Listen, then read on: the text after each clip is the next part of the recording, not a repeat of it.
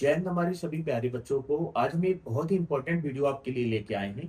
जिन girls का हमारी physical लगा हुआ है दिल्ली पुलिस का, जिनके पास 10 से 12 दिन का समय बचा है और ऐसे में वो लोग की टाइमिंग थोड़ा सा बढ़ के आ रही है, तो वो लड़कियां बहुत ज्यादा परेशान हो रही थी। मेरे पास कमेंट आ रहे थे कि सर अब हम क्या करें।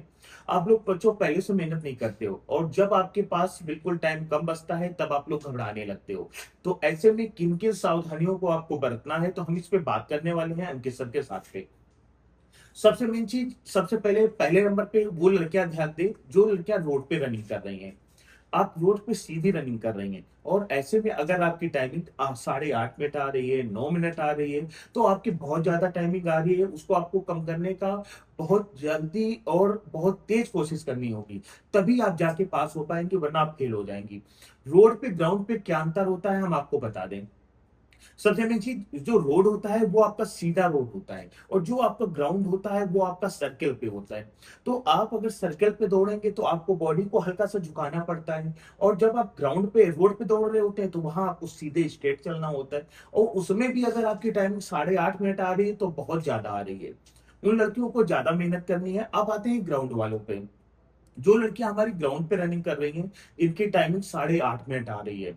उनको क्या करना है कि इस समय जैसे 12 दिन बचा हुआ है, तो उस 12 दिन के बीच पे आपको करना यह है कि आपको अपनी टाइमिंग लाने की पूरी कोशिश करनी है। टाइमिंग कैसे कम होगी कि अभी तक जो लड़कियां 8 चक्कर, 10 चक्कर, 12 चक्कर दौड़ रही थी, अब वो कुछ भी नहीं दौड़ना है।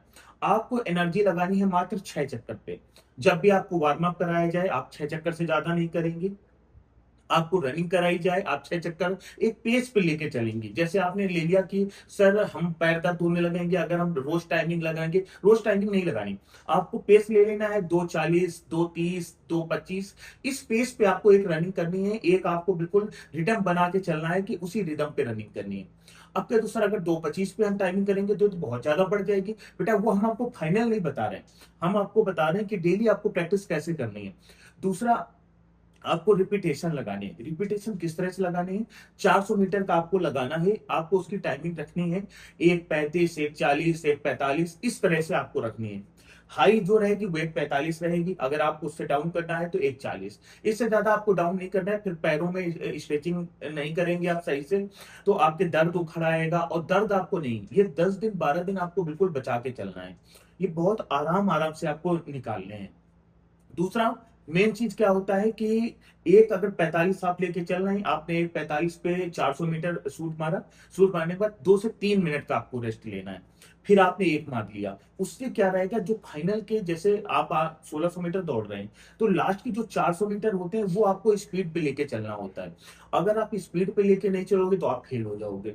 तो 400 मीटर शूट मारने से आपको क्या हो जाएगा, 1:45 का वो आपका रिदम बन जाएगा कि एक माइंड सेट हो जाता है कि लास्ट का जो राउंड रहेगा 1:45 पे जाना है। तो वो पूरा 15 सेकंड का देखो बेनिफिट आ गया। ऐसे अगर आप 2 चक्कर में भी 1:45 1:45, मान लीजिए शुरू के 2 मिनट बाद एक चक्कर आप गए, दूसरा चक्कर 2 मिनट का गए, लेकिन तीसरा 1:45 का चले गए, चौथा 1:45 का चले गए, तो पूरा 30 सेकंड आपका समय आ गया। तो आपका 60 मिनट 30 सेकंड में आप क्वालिफाई हो गए। अब आती है बात हाई जंप और लॉन्ग जंप की। हाई जंप में आपको लाइन को बिल्कुल नहीं देखना है। अब आपको इस तरह से प्रैक्टिस करके जाना है कि लाइन को आपको छूना नहीं है, सीधे आपको बस कूदना है, आपको क्वालिफाई करना है। मेन आपको फाउल बचाना है। आपकी अगर रनिंग क्वालिफाई हो गई तो वहां पे आप आराम से हाई जंप लॉन्ग जंप कर ले जाएंगे, क्योंकि जो उसका जो नीचे बना होता है वो नीचे होता है, और जहां से आपको कूदना रहेगा वो ऊंचाई पे होता है। वो ऊंचाई पे इस वजह से बनाया जाता है ताकि जैसे बरसात हो जाती है तो पानी ना भरे। तो जब पानी नहीं भरता है तो वो ऊंचाई में रहता है, ऊंचाई से नीचे की तरफ कूदने में बहुत आसान रहता है। आपको केवल अपना फाउल बचा के चलना है कि मेरा फाउल ना हो पाए। अगर आप फाउल बचा ले गए तो पहली बार जो बच्चा पहली बार या दूसरी बार में क्वालिफाई हो जाता है, उसको कोई दिक्कत नहीं होती। आपको अपनी पूरी कोशिश करनी है कि हम पहली या दूसरी बार में ही लॉन्ग जंप हो या हाई जंप हो, दोनों को क्वालिफाई कर जाए। तो मेन आपको क्या चीज बचा के चलनी है हम आपको वो बता दें। जैसे आपको एक रेड लाइन हो गई, एक व्हाइट लाइन हो गई। व्हाइट लाइन पे अगर आप पैर रख भी देते हैं कोई दिक्कत नहीं, रेड लाइन को आपको नहीं छूना है। व्हाइट लाइन से आप कूद गए, आराम से आप क्वालिफाई हो जाएंगे। तो आपको लाइन की तरफ नहीं देखना है, आपको इस तरह से स्पीड आपको बना के चलनी है कि मुझे क्वालिफाई करना है। कुछ बच्चे होते हैं जो खेतों वगैरह में कर रहे होते हैं, तो खेतों वगैरह में क्या होता है, मट्टी थोड़ी धंसती है जब आप करते हैं, तो जहां पे आपने बनाया है या तो उसको एक पटरा ले लें, पटरा से उसको बराबर कर लें, और बराबर करने के बाद आपको वो जो शेप बनेगा वो बिल्कुल एकदम बराबर रहे। और आपके पास मान लो टेक ऑफ बोर्ड नहीं है, तो आप क्या करें, आगे वाली लाइन को उससे गेरू से बना लें। गेरू से बना लें, उसके आगे जो है वो चूने से बना लें। तो चूने में अगर आप पैर रख के कूदेंगे तो कोई दिक्कत नहीं होगी। अगर आप गेरू को छुएंगे तो आपका फाउल हो जाएगा। तो ऐसे आप फाउल अपना बचा सकते हैं। किसी को रखें जो आपको बता पाए कि आपका फाउल हो रहा है या नहीं हो रहा है। सर, जरा हाई जंप में भी बहुत ज्यादा प्रॉब्लम आती है, तो लड़कियों को क्या करना चाहिए? लास्ट टाइम पे है कि उनको सबसे पहले तो अपने पैरों को दादी बचाना चाहिए। जी। इसके बाद जो हाई जंप की है उसको एक्सरसाइज, हाँ। जितनी ज्यादा एक्सरसाइज करोगे हाई हाँ। जंप की, हाँ। जैसे हाई नी है, हाँ। स्टेप रहेंगे, तो हम्म। उससे क्या होता है, पैर खुलेगा। हाँ। जैसे आप वहां से आए हल्का सा हाँ। स्टेप पे आए और इसके बाद जंप कर गए, हाँ। आपको 3 अटेम्प्ट मिलते हैं। हाँ। 3 अटेम्प्ट में अगर आप पहला अटेम्प्ट पास कर जाते हैं हाँ। अच्छी बात है, हाँ। या दूसरा। हाँ। अगर आप पहला दूसरा फेल होते हैं, हाँ।